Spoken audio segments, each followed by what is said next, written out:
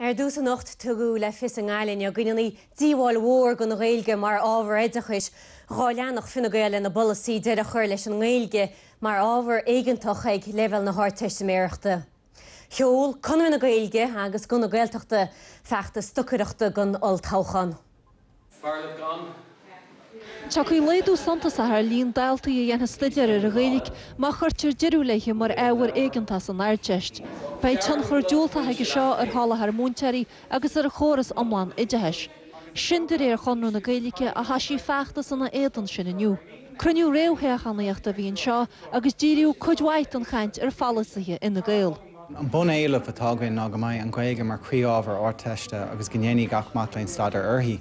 An tain pártaí faoi láthair nach bhfuil taú leis an éileh sin ná pártaí Fine Gael. So dar nóí táid dúró anna chuid ar an bártaí sin faoi láthair. Tá muidir géirí go méid daoine smaoinehar muidir géirí go rockí daoine leirt na polatóirí áitiúla agus na teachtaídála áitiúla faoin ábhar seo agus tá sé antáhachtach agus má éiríonn le Fine Gael an policy seo a chur a bhaim is cinse go mbeidh deire leis an Gaeilge amach anseo. Bhí anadaithe letharú agriíochtaí ideitheis múnteirí chalastí saoirí mrétaí Gaeltachta agus ó fartaíthe polúla. Go dé go cinnte sa taithir fá fallasaithe ana fáil.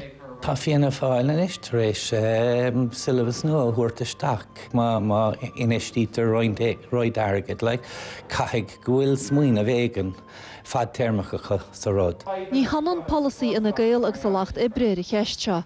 Dir conú na Gaeilge ghfuil gealtan na stocadaífa ag ceanar an lacht ibre Éamon Gilmore.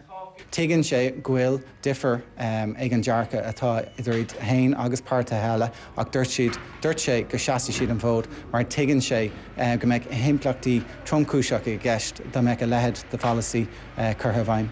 Tá chunú na Gaeilge agus gúil na Gaeltachta táisí a hena féin ar achta stocaireachta a dhíorachas go sonrathe ina Gael le na chinú go néirthaíonn pártaí sin a ballasaithe maidir le teagas na Gaeilge ag go daire level.